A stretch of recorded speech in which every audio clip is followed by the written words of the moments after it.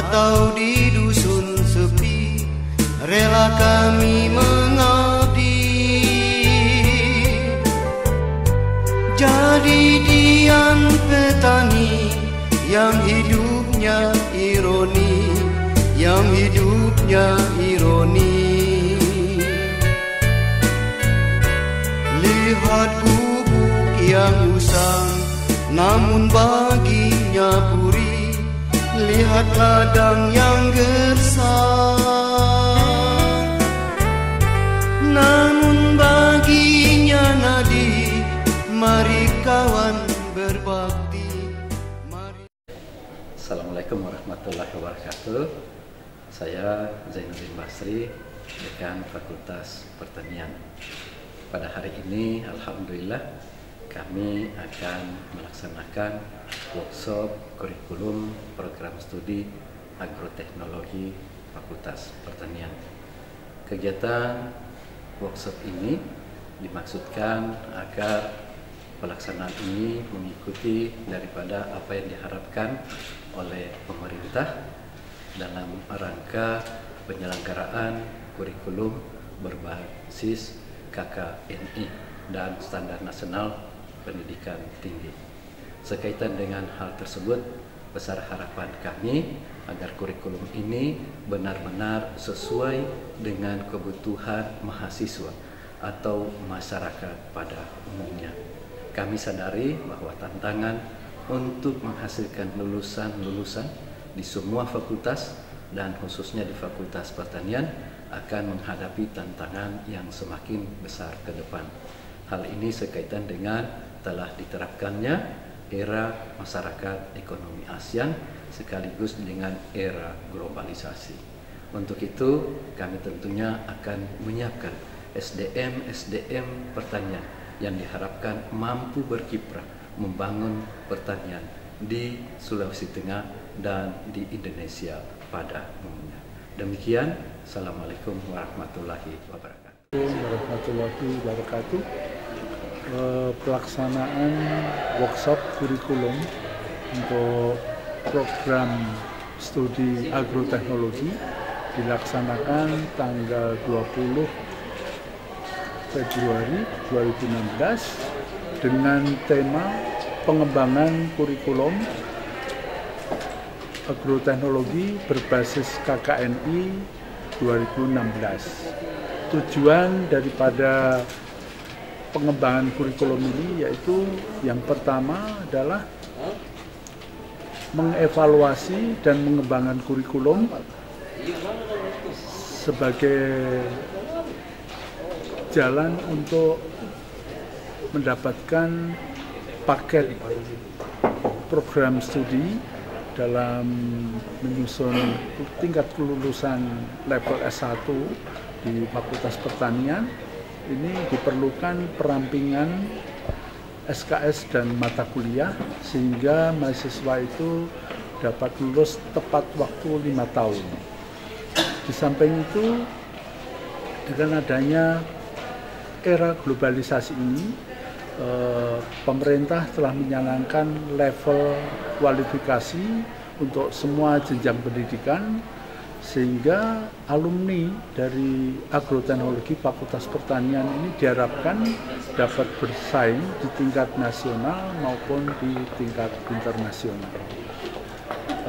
Selanjutnya, dalam kegiatan workshop ini dihadiri oleh seluruh dosen agroteknologi, yaitu sekitar 80 orang, dan dihadiri oleh stakeholder sebagai narasumber, itu ada 5 orang, dan undangan untuk instansi terkait di bidang pertanian dan tamu undangan lainnya. Demikian yang dapat kami jelaskan pada kegiatan workshop pengembangan kurikulum berbasis KKNI, khususnya untuk program studi agroteknologi di Fakultas Pertanian. Terima kasih. Wassalamualaikum warahmatullahi wabarakatuh. Assalamualaikum warahmatullahi wabarakatuh. Saya Ketua Program Studi Agroteknologi Fakultas Pertanian Universitas Tadulako. Pada hari ini kita akan melaksanakan workshop pengembangan kurikulum berbasis kerangka kualifikasi nasional Indonesia atau disingkat dengan KKNI dari Prodi Agroteknologi Fakultas Pertanian Universitas Tadulako. Harapan kami sebagai ketua program studi tentunya menginginkan agar mata kuliah kami nanti akan mendapatkan hasil yang lebih baik lagi, dan harapan kita adalah bagaimana user akan mendapatkan alumni yang betul-betul mampu mengikuti perkembangan yang ada. Dan pada kesempatan hari ini kami juga mengundang beberapa user kita, misalnya kami mengundang Wakil Bupati Kabupaten Buol, kemudian salah satu alumni kami juga adalah Wakil Dewan Provinsi Sulawesi Tengah. Kemudian ada beberapa teman yang kami undang, kebetulan mereka adalah memiliki jiwa entrepreneurship. Harapan kami produk atau alumni kami yang lahir dari Prodi Agroteknologi itu akan mendapatkan sambutan yang baik dengan kemampuan kompetensi yang sangat baik. Terima kasih. Assalamualaikum warahmatullahi wabarakatuh. Workshop pengembangan kurikulum program studi Agroteknologi Fakultas Pertanian Universitas Tadulako dengan tema pengembangan kurikulum berbasis kerangka kualifikasi nasional Indonesia KKNI, program studi Agroteknologi Fakultas Pertanian Universitas Tadulako. Laporan Ketua Panitia. Assalamualaikum warahmatullahi wabarakatuh. Yang terhormat Bapak Dekan Fakultas Pertanian, Bapak Profesor Zainuddin Basri, PSI. Yang terhormat Bapak para Wakil Dekan, yang terhormat para guru besar, yang terhormat Bapak Ketua Prodi Agroteknologi, yang terhormat para stakeholder, yaitu Bapak Insinyur Alimuddin Paada, Bapak Insinyur Ibrahim Drakel, Bapak Insinyur Samsudin Koloi MSI, dan para tamu undangan yang lainnya dari Dinas Perkebunan dan lainnya.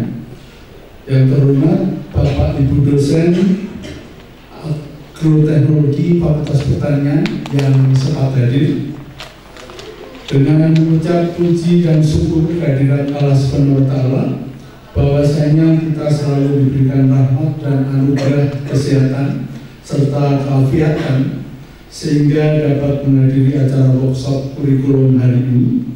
Tidak lupa juga kita sampaikan salam dan taklim kepada junjungan Nabi besar Muhammad SAW dan keluarganya berikut dengan sahabat-sahabatnya. Kegiatan workshop hari ini bertema pengembangan kurikulum agroteknologi berbasis KKNI tahun 2016. Tujuan workshop kurikulum yaitu yang pertama, mengevaluasi dan mengembangkan kurikulum KBK pada tahun 2012 yang telah berjalan 4 tahun, serta disesuaikan dengan program pemerintah dengan adanya kerangka kualifikasi nasional Indonesia di semua level jenjang pendidikan. Yang kedua, kesempatan dalam menempuh pendidikan tinggi pada level S1 diusahakan lulus tepat waktu 5 tahun. Dengan demikian diperlukan perampingan SKS dan mata kuliah serta profil lulusan dari agroteknologi Fakultas Pertanian. Dalam rangka menyambut era globalisasi dengan adanya kerangka kualifikasi nasional Indonesia di setiap jenjang pendidikan, diharapkan para lulusan atau alumni dari Fakultas Pertanian ini dapat bekerja dan bersaing di tingkat nasional maupun internasional. Kegiatan workshop ini dihadiri oleh seluruh dosen agroteknologi Fakultas Pertanian yang berjumlah sekitar 80 orang, serta para undangan dari stakeholder yaitu umumnya adalah para alumni yang sudah banyak menduduki jabatan dan berhasil dalam wirausaha, dan beberapa undangan dari instansi terkait serta para tamu undangan lainnya. Demi suksesnya kegiatan workshop kurikulum kami dari panitia mengharapkan saran dan masukan dari para peserta, dan kami mohon kepada Bapak Dekan Fakultas Pertanian untuk memberikan arahan dan sambutan serta sekaligus membuka acara ini. Terima kasih. Wassalamualaikum warahmatullahi wabarakatuh. Sambutan Ketua Program Studi Agroteknologi Bapak Dr. Insinyur Baharudin MP. Assalamualaikum warahmatullahi wabarakatuh. Selamat pagi, salam sejahtera untuk kita sekalian. Yang saya hormati Dekan Fakultas Pertanian Universitas Tadulako, para wadik yang sempat hadir, yang saya hormati kakanda saya Dr. Insinyur Samsudin Koloi, dia adalah Wakil Bupati Kabupaten Buol. Yang saya hormati kakanda saya Ali Mudipada, Wakil Ketua Dewan Perwakilan Rakyat Provinsi Sulawesi Tengah. Yang saya hormati kakak saya yang paling cantik, Tri Iriani Lama Kampali, Kepala Dinas Pertanian Sulawesi Tengah, yang sempat meningkatkan beberapa digit hasil ton per hektar dengan kepemimpinan beliau kegiatan program Pajala tahun 2015-2016. Saudara saya Ibrahim Rakel, Ketua Bapeda Kabupaten Donggala yang sempat hadir. Ada lagi satu saudara kita, Daeng Jintoro atau Insinyur Daeng Jintoro, yang sementara dalam perjalanan. Beliau itu adalah seorang entrepreneurship, jadi kewirausahaan. Dari kakanda-kakanda semua yang kita undang ini adalah potret lulusan dari Fakultas Pertanian yang pernah menanam kedelai di sela-sela batu pada tahun 80-an, dan pada saat itu kedelai diserang oleh kepik, dan begitu kaktus hilang maka kepik juga sudah hilang sampai hari ini. Selanjutnya saya hormati juga, saya punya dosen Dr. Insinyur Abdul Rauf. Beliaulah yang menempah kami yang hadir pada hari ini. Sempat beberapa kali ada mahasiswa, dan maksud saya mungkin pernah ditendang satu kali, tendangan itu harus maju. Karena itu kesempatan ini kami ucapkan terima kasih. Dari instansi kami juga menyampaikan berterima kasih atas kehadirannya, dan kepada teman-teman dosen. Satu lagi dosen saya yang paling senior, Dr. Insinyur Abdul Hamid Nur. Beliau inilah yang pernah menyuruh kepada kami ketika kedelai itu diserang kepik. Waktu itu kami berbagi pramuka, diminta menangkap kepik dan menyetor kepala kepik minimal 40 kepik satu orang. Dan ternyata waktu itu ya cukup berhasil kepiknya ditangkap. Bapak Ibu sekalian yang saya hormati, perkenankan saya atas nama Prodi untuk menyampaikan beberapa hal peristiwa kondisi mahasiswa kita. Sampai hari ini jumlah mahasiswa di Prodi Agroteknologi sejumlah 1.158. Kalau kita melihat rasio dengan jumlah dosen yang 81 orang, maka rasionya sekitar 1:15 mahasiswa, sehingga sangat rasional. Kemudian yang berikut, rata-rata waktu penyelesaian studi mahasiswa agroteknologi itu 4-5 tahun. Bahkan kami kemarin sudah memecahkan rekor, ada beberapa orang, mungkin sekitar 5 orang sampai hari ini itu selesai dalam waktu 3 tahun 6 bulan 15 hari dengan indeks prestasi 3,51 ke atas. Bahkan ada yang 3,67 dalam waktu belajar kurang lebih 3 tahun bulan 12 hari.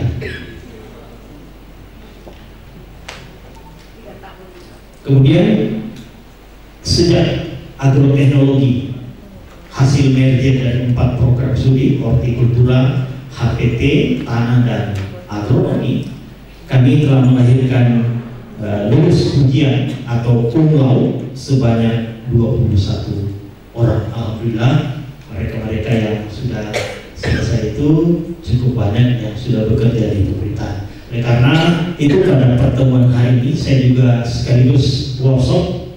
Saya menganggap ini adalah pertemuan ABG. ABG itu bukan anak baru gede, tapi pertemuan akademisi, bisnis, dan governance atau pemerintah. Karena itu pada kesempatan hari ini kami berharap kepada alumni-alumni kami yang telah berhasil dibuat mungkin bisa memberikan masukan pokok-pokok pikiran sebagai user, sehingga kira prototipe seperti apa yang perlu kita lahirkan sehingga nanti betul-betul alumni kita bisa dibutuhkan oleh masyarakat. Itu mungkin yang dapat kami sampaikan. Billahi taufiq wal hidayah. Assalamualaikum warahmatullahi wabarakatuh. Profesor Insinyur Zainuddin Basri, PhD, sekaligus membuka acara workshop pada pagi hari ini. Assalamualaikum warahmatullahi wabarakatuh. Selamat pagi dan salam sejahtera untuk kita semua. Yang saya hormati rekan saya ini, luar biasa ini. Terima kasih Pak sudah hadir dalam kegiatan workshop kurikulum kami. Yang pertama saya sampaikan kepada rekan saya, Dr. Insinyur Samsudin Koloi MS. Beliau adalah Wakil Bupati Wul, dan saya jujur mengapresiasi yang sangat luar biasa tentunya karena beliau datang di Palu sepengetahuan saya dalam rangka menghadiri pelantikan wali kota dan bupati yang baru saja dilantik, dan beliau dengan undangan kita itu membatalkan jadwal kembali beliau ke Wul hanya dalam rangka menghadiri dan memberikan sumbangsi pikiran tentunya, buah-buah pikiran beliau sekaitan dengan pengembangan kurikulum kita depan. Sekali lagi saya berterima kasih karena ini merupakan insya Allah merupakan amal jariah Anda dalam pengembangan sumber daya manusia di Fakultas Pertanian. Selanjutnya kepada kakak saya Bapak Dr. Arimuddin Pada, saya katakan beliau luar biasa ini juga menyempatkan waktu.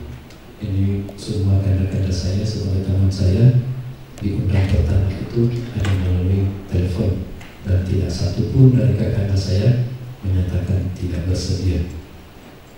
Selanjutnya kepada Bapak Insinyur Ibrahim Tarkel, kakak saya, yang saya juga teringat dalam kuliah kemarin banyak sekali beliau sebagai asisten yang saya ingat adalah memberikan motivasi. Kalau tadi katakan sebagai parauf yang sempat melakukan tenang-tenang, beliau ini adalah menghalau dan mendorong, dan menurut saya itu teringat juga tentu dalam memori saya.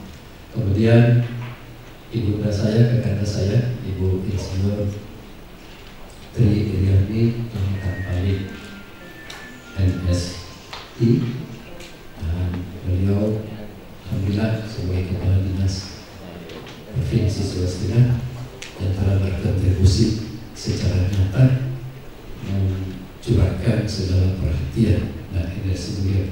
Sepengetahuan saya, sebelum kita melaksanakan pajalan Provinsi Sulawesi Tengah itu tingkat produksinya rata-rata itu sekitar 6,5 ton per hektar. Tetapi tadi malam saya nonton beliau itu di TVRI Palu itu sudah mencapai 8,5. Ini prestasi yang menurut saya sangat luar biasa untuk beliau, dan saya menganggap prestasi ini mungkin secara pribadi kepada beliau, tetapi yang turut merasakan kebanggaan tentunya adalah Fakultas Pertanian. Selaku pimpinan tentunya menyatakan bangga semalam Dan apa yang beliau sampaikan semalam saya cermati karena beliau sempat diwawancarai dalam tayangan tersebut. Selanjutnya kepada Bapak Insinyur Jito ini, kebetulan belum hadir, tapi saya sangat yakin beliau dalam beberapa saat akan hadir di tengah-tengah kita. Saya menyatakan karena semua ini, saya menyatakan apresiasi dan rasa terima kasih sekali lagi.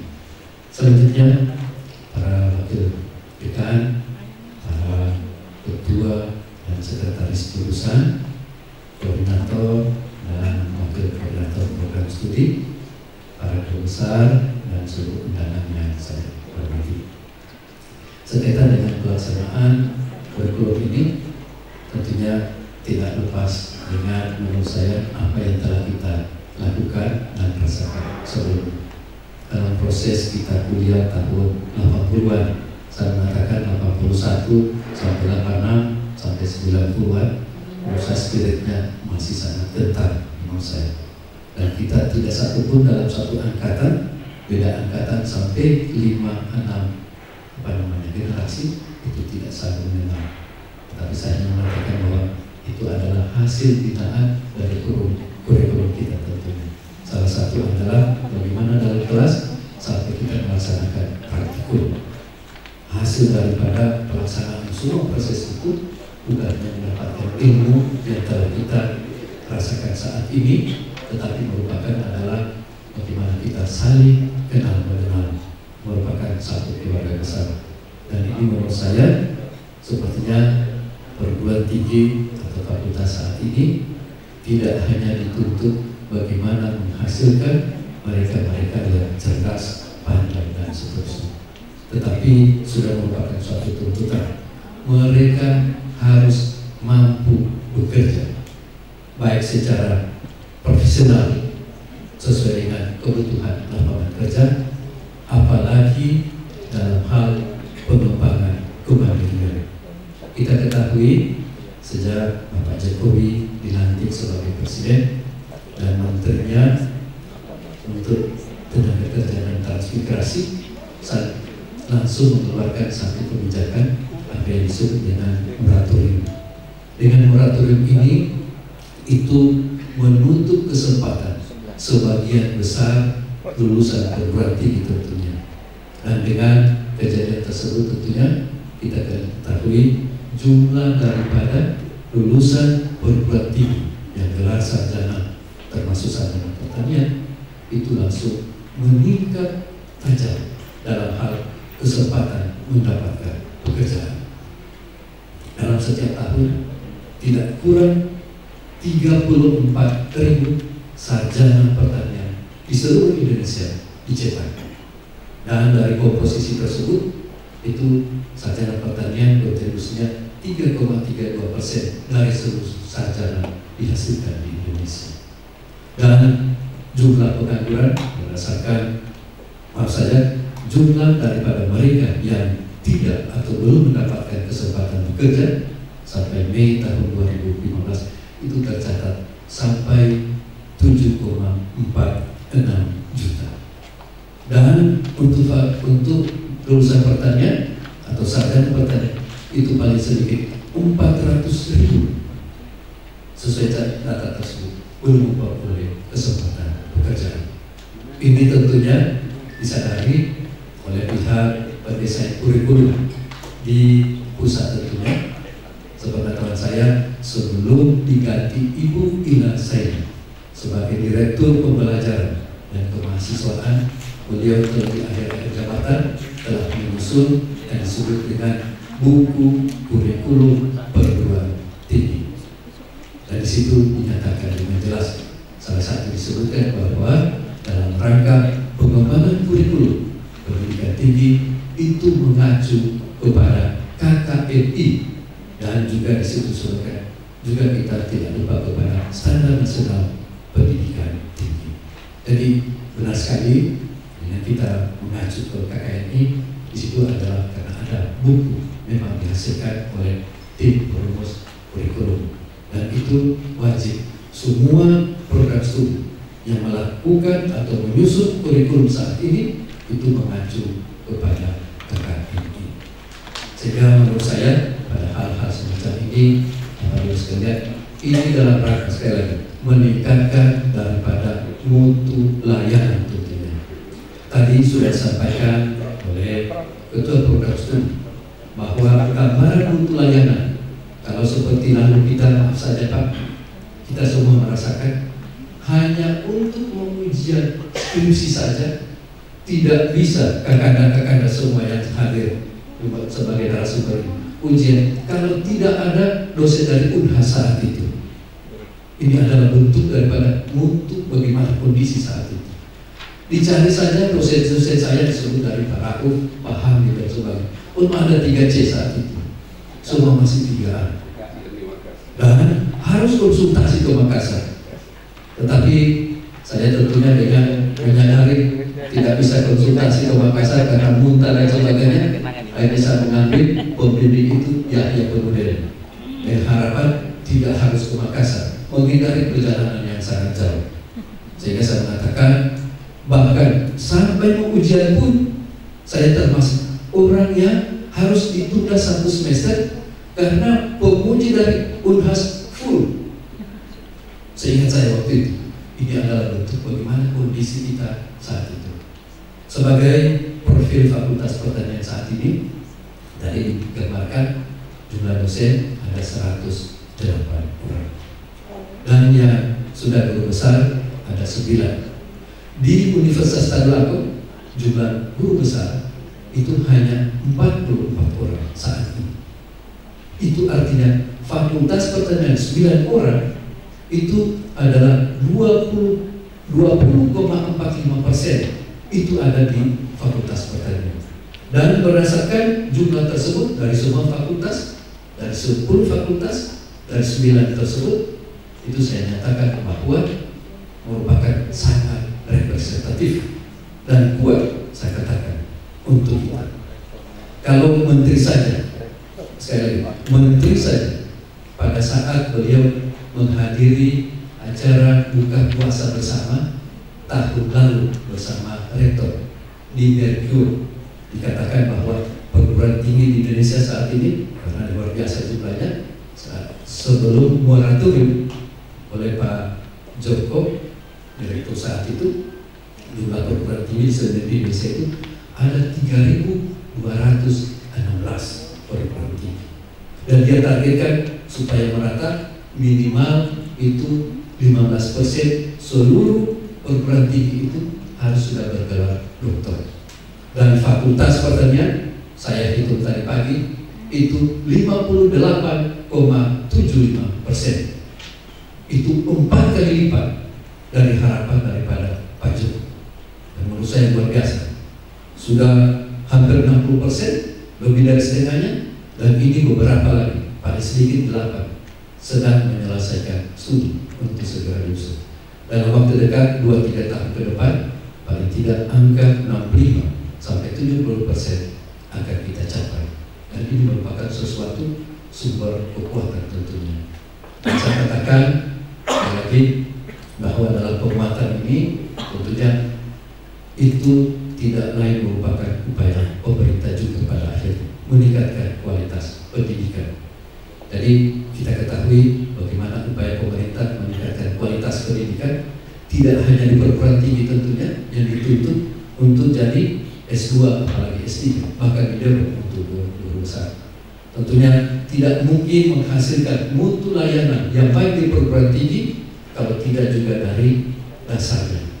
Kita ketahui bagaimana sekarang SD, SMP, SMA dengan berbagai upaya pemerintah meningkatkan kualitas, dengan harapan pada saat di perguruan tinggi itu akan mampu bersaing tentunya. Harapan itu pada akhirnya adalah di perguruan tinggi, kecuali SMK tentunya dalam konteks ini. Saya mengatakan bahwa upaya pemerintah meningkatkan mutu pendidikan yang pertama-tama adalah kita ketahui menyelenggarakan UN. Dulu seingat saya waktu Yusuf Kala pertama kali sebagai wakil presiden Pak SBY, itu luar biasa mendapat tantangan, kemudian komentar yang menurut saat itu mungkin kurang positif untuk pengembangan atau pelaksanaan UN. Tetapi diketahui saat ini luar biasa telah memberikan sejumlah manfaat. Dan yang kedua adalah bagaimana guru diberikan sertifikasi. Dan terakhir adalah sekolah-sekolah juga dilakukan akreditasi. Hal yang sama tentunya untuk dosen yang ditetapkan sebagai tenaga pendidik profesional dan ilmuwan, itu wajib semua mengalami sertifikasi atau ikut sertifikasi. Dan tentunya institusi wajib juga melakukan akreditasi. Saya mengatakan bahwa alhamdulillah kita akreditasi program studi, 2 program studi di Fakultas Pertanian. Itu program studi agroteknologi yang saat ini menyelenggarakan workshop, dan 2 minggu kemarin juga agribisnis. Kedua-duanya akreditasi A dan kategori gemuk. Dan ini sama-sama bekerja keras lagi setelah nanti workshop ini membuat lagi dokumen untuk portofolio dalam rangka mencari supaya kedua program studi ini akreditasi A. Ini saya sangat yakin, dan menurut saya luar biasa ini, terutama dari SDM, kinerja dan sebagainya. Salah satu kinerja yang ditunjukkan tadi dalam hal proses layanan, saya mengatakan bahwa kemungkinan besar kita waktu kuliah lalu itu 5 tahun itu barangkali sudah yang tercepat. Tetapi saat ini tidak cukup 4 tahun. Tadi hanya 3 tahun, 7 bulan, 12 hari. Kita sudah menghasilkan lulusan. Dan barangkali ini termasuk prestasi yang perlu kita catat. Paling tadi sudah sebutkan ada 6. Menurut saya sampai bulan Juni nanti masih terus bertambah. Ini bentuk adalah bagaimana proses layanan dan mutu dihasilkan. Saya katakan kalau cepat ya cepat. Tadi 3 tahun atau sebelum 4 tahun atau maksimal 4 tahun sebagai daripada batas jumlah semester yang merupakan kewajiban untuk perguruan tinggi. Tetapi tidak hanya kita dalam proses percepatan mencari jumlah, tetapi disertai prestasi. Dan tidak main-main. Ini barusan barangkali selama sejarah kita menghasilkan sampai 6 gelar. Artinya cepat dan berprestasi. Ini tidak lain adalah hasil kerja kita bersama. Dan menurut saya saling menghimbau, saling mendorong, saling mengingatkan. Itu barangkali prinsip yang senantiasa kita laksanakan. Peran dosen-dosen senior, jujur saya ini memimpin luar biasa. Hanya sebagai seorang, jujur, spirit sebagai mahasiswa, Anda bimbingan Bapak, Anda mahasiswa Bapak, itu yang selalu dalam menyertai saya memimpin. Sehingga apapun yang disampaikan oleh senior saya, teman saya, itu merupakan suatu perhatian yang luar biasa. Apalagi dengan kedatangan semua kanda-kanda saya dalam hal pelaksanaan workshop pada hari ini. Bapak dan Ibu sekalian, mohon maaf ini kalau saya mau menyampaikan sekilas yang menurut saya penting sekali untuk kanda-kanda saya. Kemudian kemarin Bapak Rektor menyampaikan beberapa kesempatan saya boleh menyampaikan ini tentang prestasi terakhir daripada universitas kita. Jadi yang dinilai adalah universitasnya. Tentunya di dalam adalah komponen fakultas dan fakultas dalam hal perizinan universitas di Indonesia. Saya sebutkan saja tadi kira-kira jumlahnya sekarang ini adalah 3.216 perguruan tinggi. Kita saat ini dari 3.000 itu 3.216 kita saat ini Universitas Lampung menempati urutan ke-30. Kalau waktu kami di awal-awal jabatan kami, waktu Pak Rektor mungkin di tahun pertama itu sempat dilihat urutan 64. Sekarang lebih dari setengahnya prestasi. Dan saya sangat yakin akan meningkat terus karena kita tinggal sedikit kurang untuk dimana, yaitu masalah prestasi dan aktivitas mahasiswa. Menurut saya muda ini mahasiswa yang berarti diberikan dana, ada kegiatan, saya sangat yakin yang jumlahnya mahasiswa kita kurang lebih 29.000 ini, saya sangat yakin akan lahir mereka-mereka yang berprestasi secara akademik maupun dalam bidang seni dan olahraga. Bapak dan Ibu sekalian, itu barangkali yang bisa saya sampaikan dalam pembukaan ini. Dan tentunya pada akhir penyampaian saya mohon maaf ini Bapak Rektor karena beliau dengan adanya kegiatan yang bersamaan itu beliau mendisposisikan kepada saya untuk membuka acara workshop ini. Dan akhirnya dengan mengucapkan Bismillahirrahmanirrahim, workshop pengembangan kurikulum berbasis kerangka kualifikasi nasional Indonesia yang diselenggarakan oleh program studi agroteknologi Fakultas Pertanian Universitas Tembakau. Saya nyatakan dibuka dan dimulai. Kemudian yang bisa saya sampaikan, wabillahi taufiq wal hidayah. Assalamualaikum warahmatullahi wabarakatuh. Assalamualaikum warahmatullahi wabarakatuh. Bapak Ibu yang berbahagia, kami sampaikan doa kami pimpin dalam agama Islam. Bagi Bapak Ibu yang beragama selain agama Islam, kami persilakan berdoa sesuai keyakinannya masing-masing. Bismillahirrahmanirrahim. Alhamdulillahirabbil alamin. Allahumma salli ala Muhammad wa ala ali Muhammad. Allahumma inna nas'aluka salamatan fid din wa afiyatan fil jasadi wa ziyadatan fil ilmi wa barakatan fil rizqi wa tawbatan qabla al-maut wa rahmatan inda al-maut wa maghfiratan ba'da al-maut wa hawin alayna fi shakrati al-maut wan najata minan nar wal 'afwa inda al-hisab. Allahumma rabbana zalamna anfusana wa illam taghfir lana latarhamna lanakunanna minal khasirin. Wassalamu ala mursalin walhamdulillahi rabbil alamin. Bapak Ibu pemateri dan Bapak Ibu keluarga besar Fakultas Pertanian Universitas Tembakau yang saya muliakan, Fakultas punya televisi kita yang melapor ke polisi itu adalah pembantu rektor 1. Di pos itu polisi tanya, apa yang Bapak ini? Saya lapor Pak, rektor punya televisi hilang. Bapak ini siapa? Saya ini pembantu rektor. So hitungan kalau pembantu banyak hidangan televisi. Jadi kalau sudah dirubah menjadi akhir kita, saya kira sudah cukup. Beliau ini memberi kepada saya kurikulum vitae yang harus dibacakan, tapi kalau menurut saya beliau ini sudah sangat terkenal sekali ya.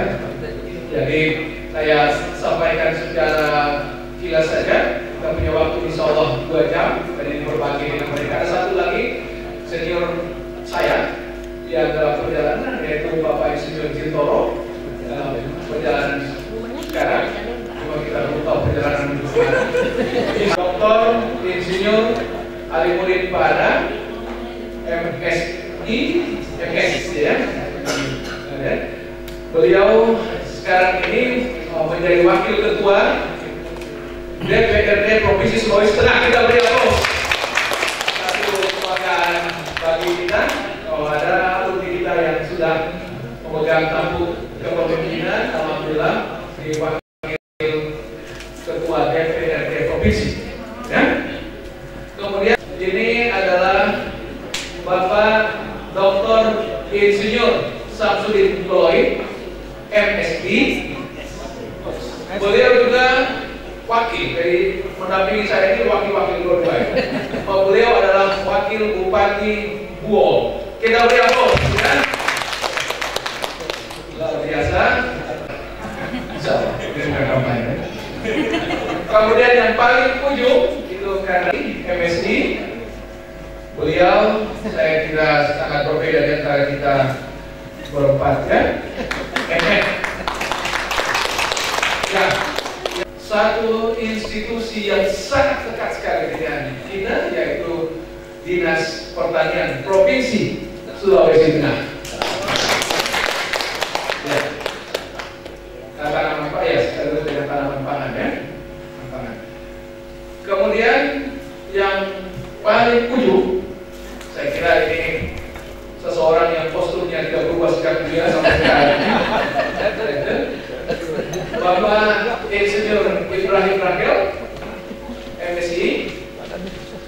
Beliau memegang satu institusi yang sangat penting berkaitan dengan perencanaan pembangunan, khususnya di Kabupaten Donggala. Kita beri aplaus. Nanti dalam perjalanan insya Allah Bapak Insinyur Jintoro, beliau entrepreneur yang mudah-mudahan tiba, kita habiskan untuk memberikan informasi kepada kita spektrum peranan alumni di berbagai tempat. Bapak Ibu yang saya muliakan, dari posisi-posisi mereka ini kita berbangga karena di posisi yang sangat. Ada satu alumni kita yang hari ini sudah berada pada posisi puncak di atas dari kita ini. Beliau itu adalah Menteri Pertanian di Timur Leste. Beliau kita beri aplaus. Jelas beliau dengar, tapi kebanggaan kita. Beliau bernama Alfonso. Kalau ada satu mahasiswa yang tahu 80-an jalan suka menunduk-nunduk dan rambut keriting, sudah itu dia. Jadi kalau ada yang rambut keriting yang coba jalan menunduk, bisa oleh ini menjadi kebanggaan bagi kita, bagi universitas, terutama bagi guru-guru yang mengajarkan. Saya lihat ada Pak Hamid Nur, yang orang tua kita, yang generasi awal dulu. Ada Pak Yunus, ini semua ada nostalgia. Saya sedang mau merancang tulisan itu, insya Allah judul yang berikut. Pak Hamid ini kasih kuliah kita yang 5 subuh di si daerah sana itu. Mahasiswa mengeluh luar biasa. Tapi hari ini kita bersyukur karena apa yang beliau lakukan itu memberikan efek yang sangat besar sekali bagi kita. Bapak Ibu sekalian yang saya muliakan, kalau Bapak pergi ke Jakarta hari ini, anak-anak SD itu masuk jam 6:30 pagi, sehingga orang tuanya itu harus paling cepat. Mungkin ada pertimbangan kita ke depan, anak-anak kita Fakultas Pertanian kasih kuliah jam 6 subuh. Kenapa? Karena petani pergi ke ladang itu jam 5.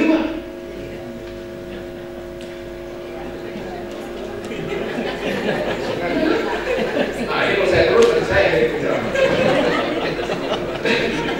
ya mungkin malah ini cita-cita saya satu sampai. Tapi sebelum saya serahkan, saya kira sudah perlu semua ini. Tidak ada lagi yang berurusan dengan bakau itu. Karena waktu protokol tadi bilang acara selanjutnya adalah presentasi. Itu dalam pikiran saya. Bakau di luar banyak. Dan ada instansi. Oke, alhamdulillah sudah terlewati. Dan ini yang terakhir, Pak Danang. Ini nostalgia. Beliau di sudut kiri. Ini tuh anak sekali dengan dunia pertanian. Kan saya berikan kesempatan kepada kita sekalian untuk 1 menit menatap Pak Jintoro. Saya lihat beliau berubah ya. Anak muda dia. Dulu dia sama hitam dengan saya. Sekarang sudah agak. Alhamdulillah ya. Oke, Bapak Ibu hadirin sekalian, Pak Nanang ini dengan Pak Jin kan contoh kan orang ini. Orang di bawah. Di dalam tas itu ada rokok. Waktu presentasi disitulah kesempatan kawan kita almarhum Ajo, Pak Alan, Pak Muhardi ambil rokok. Uang bagi-bagi semua. Kita kakak konsentrasi. Mengambil. Semua ini itu menjadi cerita nostalgia kita, dan insya Allah nostalgia ini akan mengantarkan kepada kita ke depan untuk menjemput generasi baru kita setelah presentasi pada kita ini, untuk melahirkan generasi-generasi pertanian yang unggul insya Allah ke depan. Hari ini pertanian Sulawesi Tengah itu ditentukan oleh Fakultas Pertanian Universitas Tanggerang. Kenapa? Karena kita sudah memegang tampuk pimpinan. Jadi kalau pertaniannya mundur, itu karena Fakultas Pertanian Universitas Tanggerang. Pertaniannya maju karena Fakultas Pertanian Universitas Tanggerang. Karena itu kita bertemu di sini, sehingga insya Allah dia akan menjadi titik awal kita untuk bergerak. Untuk itu Bapak Ibu hadirin sekalian, kita beri aplaus bersama-sama untuk saya mulai persilakan. Masing-masing orang, karena kita ada 5 orang ini, kita kurang lebih 1-2 jam ke depan. Masing-masing ini orang ini kalau tidak kita batasi waktu, bahaya punya. Itu nggak sedikit kan maksud saya? Boleh ya? Oke. Kang Ali, saya persilakan untuk 15 menit. 14 menit saya kasih. Tidak boleh saya. Dr. Musnadi. Assalamualaikum warahmatullahi wabarakatuh. Yang saya hormati Bapak Dekan, Wakil Dekan, dosen-dosen, ya, dosen-dosen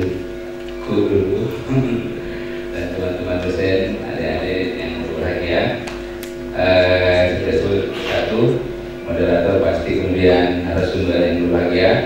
Alhamdulillah saya gembira sekali pada hari ini bisa ketemu di sini. Ya, dipanggil jadi narasumber juga alhamdulillah luar biasa penghargaan yang diberikan.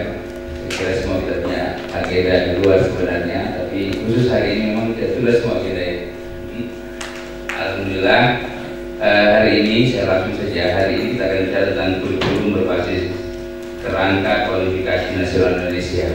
Ya, saya waktu di telepon saya juga berpikir ini sudah 8 tahun.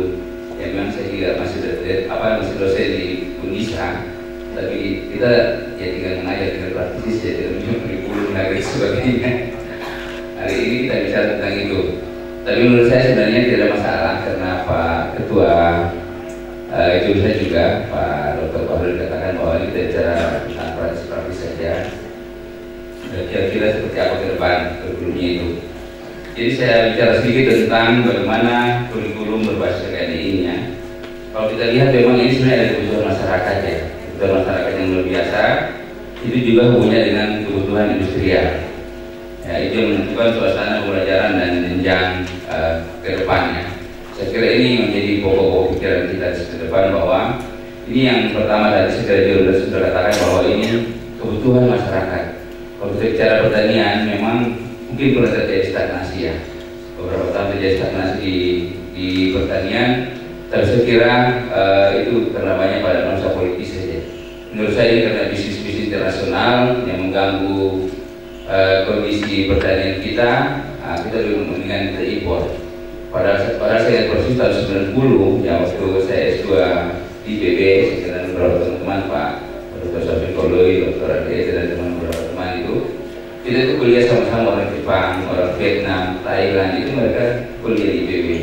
Tapi kemudian beberapa tahun kemudian kita impor beras dari mereka. Ya ini karena sebenarnya kata tadi bahwa ini karena suasana politik saja.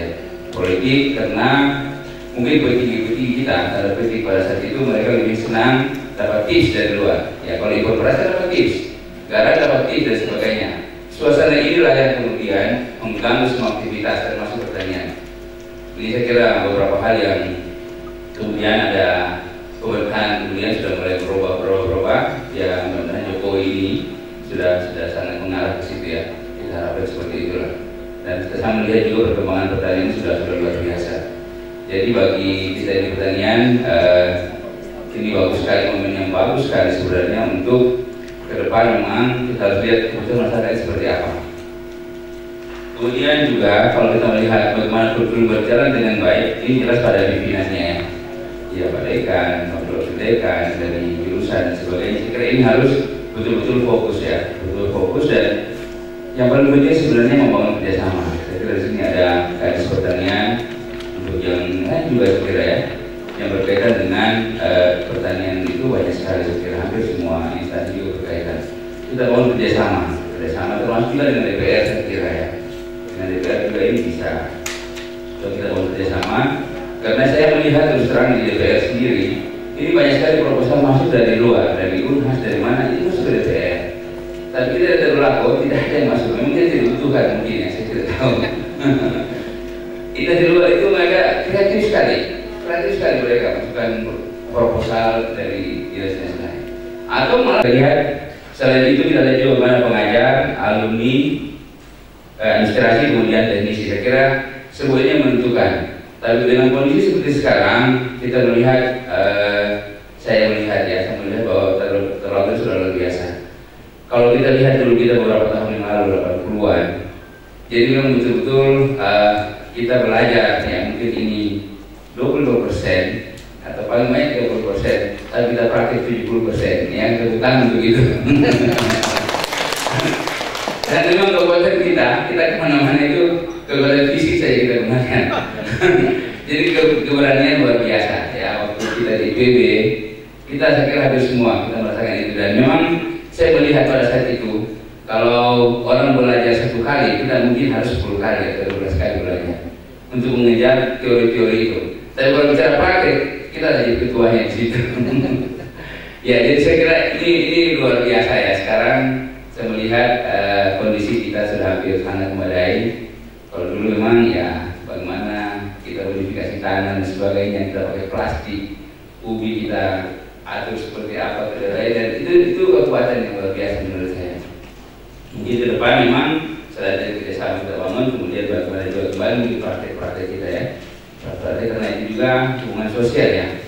Ya saya tidak tahu, saya kemudian ke DPR ini saya tidak tahu karena mungkin dulu karena sering jadi ketua kelompok di praktek sosialnya banyak teman. Akhirnya mungkin ke politik kan juga manfaatnya sekarang seperti itu. Saya tidak tahu seperti itu. Tapi sebenarnya memang praktek ini juga itu sangat diperlukan ya. Karena ya sekarang tadi kita berada di IPB dan terus terang untuk S3 sebenarnya saya itu dilarang. Pada ikan itu larang Pak Ali terus lagi di IPB untuk S3. Karena memang waktu itu IPB jadi momok sekali ya. Momok tapi saudara Pak saya cuma tahu di situ. Dan karena memang sebenarnya bukan pembelajaran teori ya, kita pada praktik ya, kita sebenarnya proses psikologi, UET, kita kekuatan itu saja. Tapi dengan motivasi seperti itu, kemudian teori kita bisa. Saya kira itu yang ininya. Kemudian sarana prasarana, saya kira sarana prasarana juga sekarang sudah luar biasa ya. Kita mau apa saja sekarang sudah lengkap.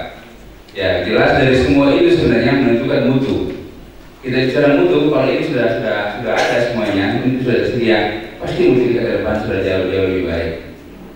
Ya saya kira memang kemudian menjadi tadi saya dengar saya jelaskan kita punya kumlaut dari BPNI sudah 30-an tadi ya.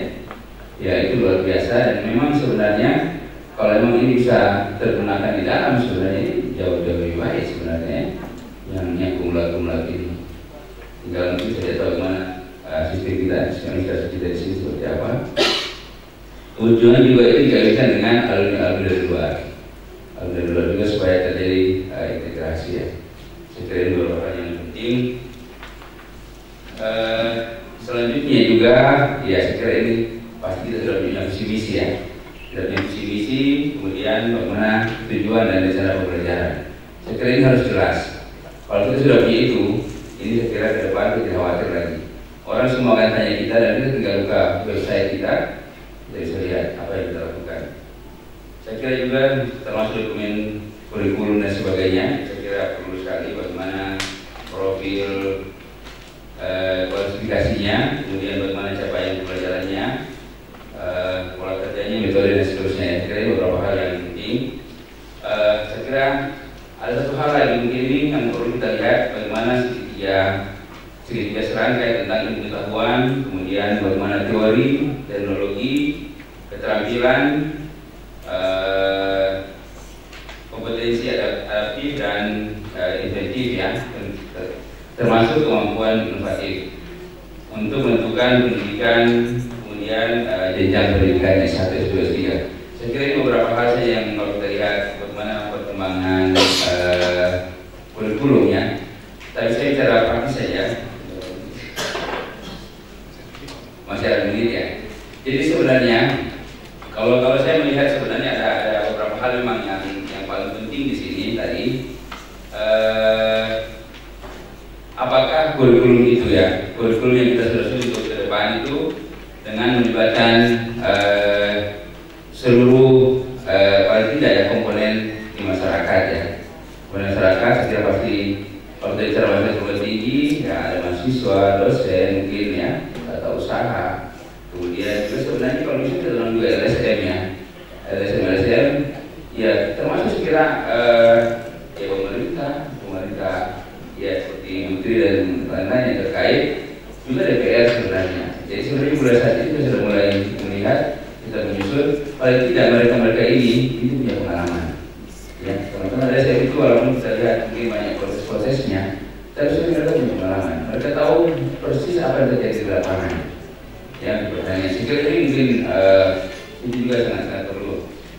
Kemudian menuju untuk bagaimana capaian pembelajarannya yang mungkin minimal saja dulu. Kalau saya maksimal itu sudah luar biasa.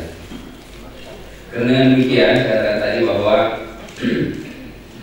misalnya kita mau menanam pengembangan apa bawang, kakao dan sebagainya.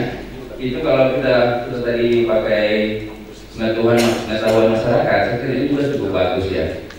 Karena terus terang jangan sampai ini mungkin ada ya saya juga tidak tahu ya, juga perlu saya sampaikan bahwa pengembangan coba kita di Kota Palu, menurut saya ini kurang bagus. Ya, sampai sekarang kalau kita bicara Pemda di masyarakat itu walaupun 1-2 orang yang bekerja begitu ya, dan menurut saya itu kurang pas. Ya, kita lihat bagaimana coba dikembangkan di Tawai di sana yang pasir semua, akhirnya anggarannya besar sekali, bikin macam-macam, tapi kan akhirnya itu belakang-belakang dari Fakultas Pertanian. Saya sudah lihat persis dan itu sampai sekarang kurang bagus menurut saya. Nah, ini mungkin beberapa hal ini jangan terjadi lagi lah seperti itu, karena orang akan ya seperti itu lah. Saya tidak yang saya bicarakan kita tahu persis lah. Itu mungkin yang kita lihat. Kemudian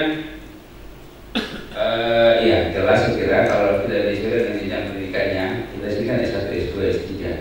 Itu memang kalau dari pengalaman yang ini karena ya kita dulu juga sama-sama, saya mungkin bicarakan tidak apa-apa di IPB itu memang ada kelas pelajaran yang saya kira kita ada enggak sih, S1 kelas 5, S2 kelas 6, kemudian S3 kelas 7 gitu ya, ya.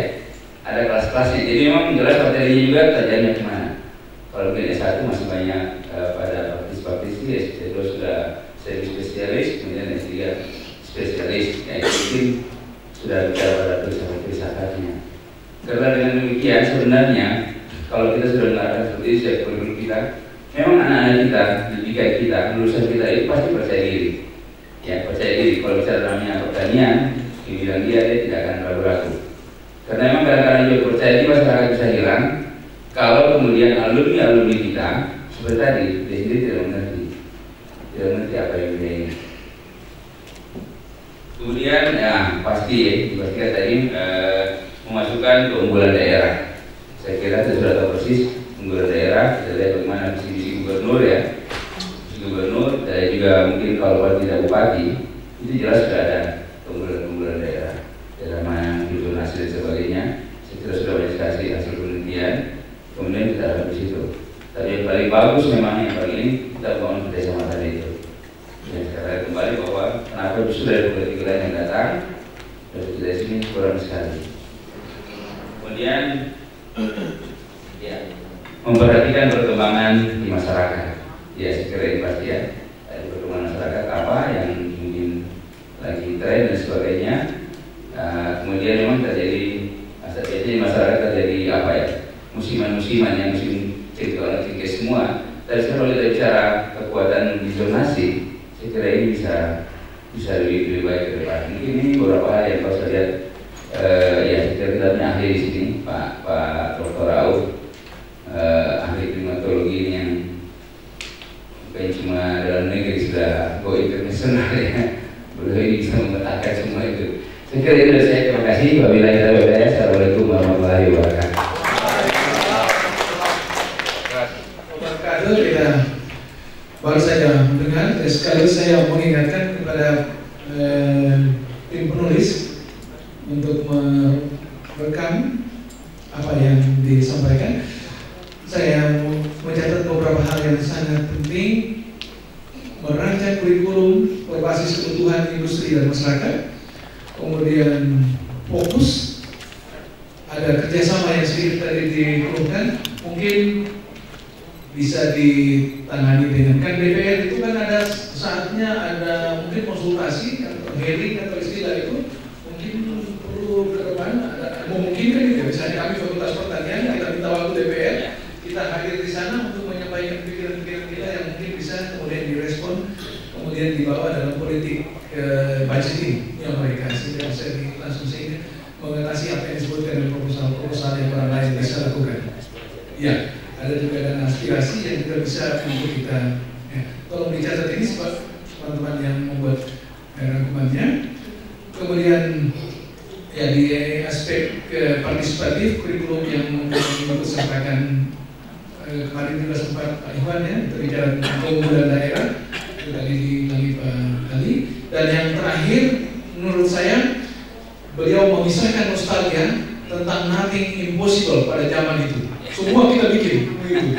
Sehingga kita memang terkebelakang dalam aspek misalnya buku kurang, tapi fighting spiritnya kuat. Saya ingat Pak Puji, kita punya guru dulu itu Itu bangunnya Pak Muhadi, saya kira kita dari tenda itu jam 1 malam pergi lagi periksa auksi, turun lihat dan jam 2 malam pergi lagi lihat, jam 3 malam sampai jam Pak Rahim di belakang sudah ketawa-ketawa. Itu meninggalkan kesan sampai hari ini. Nah, sekarang kita melakukan apa dengan mahasiswa? Saya kira terlalu manja ya.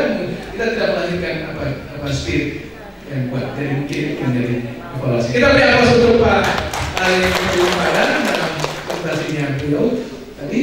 Selanjutnya kita akan dengar langsung dari pelaku lapangan dalam kaitannya dengan institusi. Saya silakan dulu kepada Ibu Tri-nya untuk menyampaikan. Supaya kita dengar apa yang kita bikin di dalam kampus itu, bagaimana yang mereka rasakan di dunia praktisi, khususnya di birokrasi. Assalamualaikum warahmatullahi wabarakatuh. Selamat pagi menjelang siang, salam sejahtera bagi kita sekalian. Syukur alhamdulillah saya kesempatan hari ini diberi ruang untuk memberi saran atau masukan pokok-pokok pikiran kepada rekrut informasi menyangkut kurikulum yang ada di jurusan agroteknologi. Sesungguhnya harapan saya yang pertama adalah bahwa saya bahagia sehingga saya mau menyampaikan bahwa kurikulum yang saya harapkan untuk ke depan, karena tadi bicaranya sifatnya ada evaluasi, saya sempat mendengarkan tadi, sebaiknya dari Fakultas Pertanian khusus agroteknologi untuk dan dapat menjawab serta menyentuh permasalahan tantangan pembangunan pertanian di wilayah Sulawesi Tengah. Ini harapan kami, karena terus terang masing-masing berkaitan dengan pembangunan pertanian di setiap wilayah pasti berbeda tantangannya, dan sumber daya manusia yang paling dekat tentunya perguruan tinggi di wilayah setempat. Saya kira seperti itu ini, karena kita tahu yang kami rasakan bahwa dari hulu, dari aspek hulu on farm sampai di tingkat hilir ini masih banyak keterbatasan yang ada di Provinsi Sulawesi Tengah. Saya perlu sampaikan tentang persoalan pertama adalah persoalan ketersediaan benih. Ketersediaan benih di Provinsi Sulawesi Tengah ini masih banyak tergantung dari luar Provinsi Sulawesi Tengah. Ini permasalahan tetapi sekaligus peluang tentunya. Sehingga tadi Pak Dekan sempat singgung tentang saya diwawancara di TV. Sebetulnya momen itu ingin menegaskan hasil semacam demplot, hasil kajian BPTD kerjasama dengan pertanian dalam kaitan mendorong penciptaan benih yang unggul spesifik lokasi, sehingga Impari 16 dan Impari 30 itu yang sempat kami lakukan di Kecamatan Tindu. Dan harapan kami sebenarnya ketika benih ini menghasilkan produktivitas 8, sekian, ini dapat diimplementasikan di tingkat lapangan, karena di sisi benih petani kita masih tergantung dengan benih yang itu-itu saja, kualitas yang itu-itu saja. Cihera, Bekongga, yang notabene mungkin produktivitasnya potensial pada zaman kemarin-kemarin 6 hektar. Tetapi tantangan kita ke depan semakin besar, sebenarnya kita mesti dorong juga harus beralih. Sehingga itulah jawabannya berkaitan dengan yang saya di TVRD. Karena secara rata-rata provinsi, jujur saya bilang tahun 2014 4,6 ton kalau bicara padi, sampai dengan tahun 2015 memang ada kemajuan hampir 5, 4,9. Artinya 1 tahun kita bekerja untuk serius, termasuk perguruan tinggi Universitas Dulako khususnya Fakultas Pertanian mengawal program Pajara di Provinsi Sulawesi Tengah. Persoalan lain adalah ketersediaan pupuk.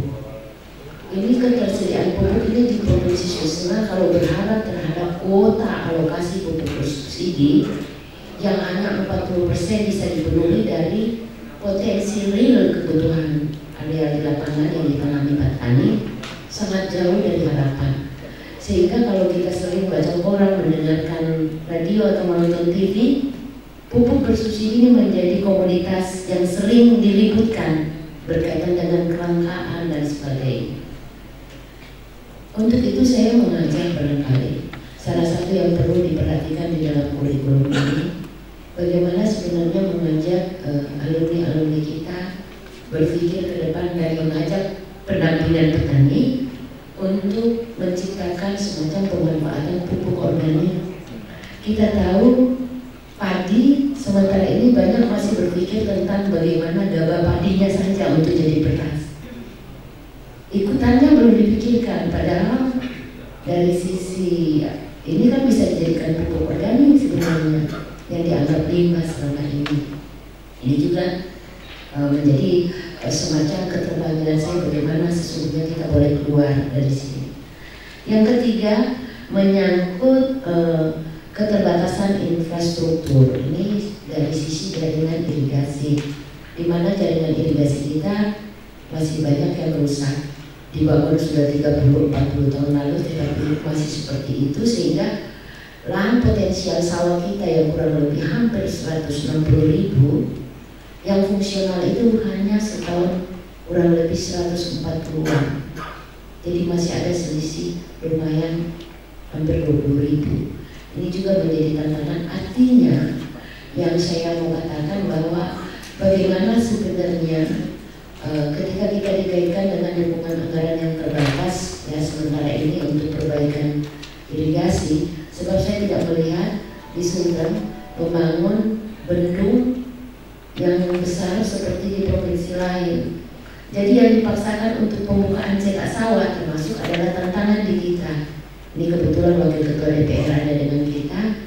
Mohon didorong dalam artian kita tidak bisa membuka sawah di daerah irigasi yang sudah ada sekarang, karena yang ada sekarang sebenarnya sudah tidak maksimal untuk itu. Kalau kita bicara ketersediaan airnya, debit, volume, jadi mestinya memang membangun semacamnya yang baru, bendung baru. Ini yang perlu diperhatikan. Saya titip secara politik kepada wakil ketua DPR. Yang selanjutnya adalah bagaimana dari sisi ketersediaan ALSI. Ini juga menjadi masalah sebab begitu besar kesenjangan antara kebutuhan dan ketersediaan ALSI di wilayah kita.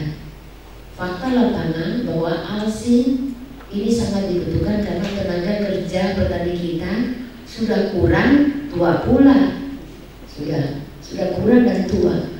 Sehingga modernisasi melalui alat mesin, mekanisasi ini sangat dibutuhkan ke depan. Dan yang selanjutnya adalah mungkin ada kaitan dengan UNTAD, sudah pasti saya kira. Terapan teknologi artinya hasil-hasil penelitian yang dilakukan oleh badan-badan litbang termasuk Universitas Tadulako tentunya di dalam hasil-hasil penelitian masih sangat terbatas adopsi lapangannya, karena di sana ada keterbatasan pendampingan. Kalau kita hanya berharap kepada pendampingan oleh penyuluh lapangan, kalau di tingkat kita itu namanya penyuluh lapangan, yang notabene penyuluh lapangan ini dulu alumni SLTA saja loh, SPMA, nanti sekolah belakangan, ya nanti sekolah belakangan. Jadi mungkin sedikit berbeda lah kalau memang dari awalnya sudah S1, saya kira seperti itu. Ini jumlahnya terbatas, pengetahuannya juga ya masih belum mumpuni, sehingga ya ada teknologi yang saya katakan tadi memang menjadi alhamdulillah datangnya kerjasama untuk program utama swasembada pangan di 2017. Universitas Tadulako termasuk salah satu bagian di dalamnya. Harapannya dapat membantu melalui mahasiswa yang dilibatkan dalam pengawalan khusus perjalanan di Provinsi Sulawesi Tengah.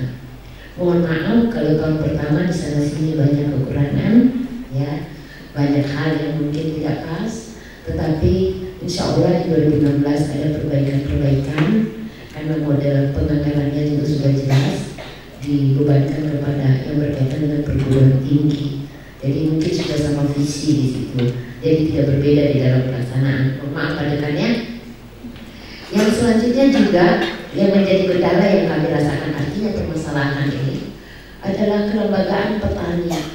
Kelembagaan petani yang ada di tingkat lapangan belum sama visi pemahamannya untuk berdirinya kelompok tani yang ada. Yang ada fenomena itu bahwa mereka hanya mencoba menjawab kalau minta bantuan memang harus berkelompok. Sekedar saja. Ini juga pemahaman yang perlu diluruskan kepada anggota petani kita dalam kaitan perlunya berkooperasi itu sebetulnya untuk apa. Saya minta di dalam KKN mungkin ke depan ini juga perlu menjadi bagian yang diluruskan, disuarakan kepada petani kita di Provinsi Sulawesi Tengah. Ini ketika saya berbicara tentang hal ini, maka ke depan pemerintah itu sebetulnya senantiasa mendorong untuk melakukan, artinya kita tidak boleh langsung meninggalkan apa yang ada terus melompat, sehingga pemerintah melakukan budidaya alami dengan memanfaatkan tenaga yang saya katakan terbatas tadi. Dan juga yang perlu tidak ditinggalkan adalah bagaimana memanfaatkan plasma nurta. Saya contohkan kemarin Impari 16 dan 30 di Rindu, saya coba himbau kepada masyarakat ketika hal ini kami kenalkan, bukan berarti kami menyuruh tinggalkan yang spesifik lokasi. Yang saya tahu di daerah Melawi sana ada yang namanya padi kamba. Padi kamba itu dari sisi rasa luar biasa enak. Dan kelebihan padi kamba adalah bisa di lahan basah dan bisa di lahan kering. Jadi ini jangan ditinggalkan, artinya ada perpaduan. Sebab produktivitas padi kamba memang belum sampai 4 di lapangannya, jadi harus ada kombinasi. Jadi ini perlu dipikirkan semua oleh kita dalam kaitan melestarikan apa-apa yang ada di wilayah kita. Dan pemerintah juga senantiasa memanfaatkan, mendorong terus untuk memanfaatkan katanya potensi lahan yang cukup besar ini. Sebab kalau kita lihat kan lahan petani ini per orang sangat sempit. Lahan masih besar tetapi banyak aturan memang yang membatasi. Sehingga untuk pencetakan sawah alhamdulillah tahun 2016 ini Provinsi Sulawesi Tengah mendapatkan 6.500. Sebetulnya tantangannya bisa lebih dari itu. Hanya saya berpikir untuk pencetakan sawah itu banyak yang terkait. Jangan nanti kita buka masuk kawasan hutan lindung, salah lagi dari sisi aturan. Artinya 6.500 kami berharap kecil tetapi pasti daripada besar tapi tidak jelas. Dimana cetak sawah kali ini di 6.500 ini masih terbuka peluang untuk di APBNP sesungguhnya, sehingga kalau ada masyarakat petani kita atau melalui dinas setempat menginformasikan bahwa ada potensi yang boleh dibuka dengan syarat, beri masukan kepada kita semua karena kita masih ditantang untuk menambah. Hanya harus ada rekomendasi AMDA, minimal UKL atau UPL-nya, ya seperti itu. Yang kedua adalah bagaimana pemerintah senantiasa memodernisasi usaha tani dengan cara meningkatkan investasi baik secara mekanis, kimia, biologis dan industri pengolahan. Alhamdulillah Provinsi Sulawesi Tengah di 2 tahun terakhir kita dibantu alat mesin dari hulu sampai hilir luar biasa banyaknya. Artinya di tingkat on farm maksud saya. Hand tractor, rice transplanting, combine harvester, RMU, banyak yang dibantu. Hanya yang perlu kita waspadai, kita harus mendampingi secara ketat alat yang diberikan di tingkat lapangan. Kami terbatas, tetapi menurut saya ketika mahasiswa ada turun lapangan atau coba kami dibantu untuk mengingatkan pemberian pemerintah ini karena tidak selamanya ada. Dan yang ketiga adalah bagaimana sinkronisasi teknologi dengan potensi ya dan kondisi tiap wilayah senantiasa didorong oleh pemerintah, sehingga sebenarnya di daerah ini di setiap provinsi harus dapat dibangun semacam pusat-pusat penelitian terapan secara bersama. Ada di situ Balik Bandar, ada di situ BPTP Kementerian Pertanian, dan termasuk Universitas Darul Akram. Saya nggak tahu meramu ini memulainya dari mana, 3 komponen pilar ini yang harusnya bersama untuk ini. Mungkin juga bentukan ini sekaligus barangkali Wakil Ketua DPR diingatkan, karena kalau cuma itu dia bicara nanti tidak terlanjur didengar, memberi saran kepada bos, tetapi kalau DPR biasanya lebih didengar. Kerjasama ini sehingga hasil penelitian bisa sebenarnya dibantu melalui dinas-dinas terkait untuk operasionalkan. Jadi tidak hanya di dalam lemari atau di dalam laci hasil penelitian ini, terutama menyangkut kepentingan wilayah kita. Saya kira tidak banyak yang saya bilang, intinya seperti itu dari saya. Tinggal dikembangkan sendiri ini bapak-bapak profesor dan doktor kan di ruangan ini. Mohon maaf apabila ada hal yang kurang berkenan. Sekian, wassalamualaikum warahmatullahi wabarakatuh.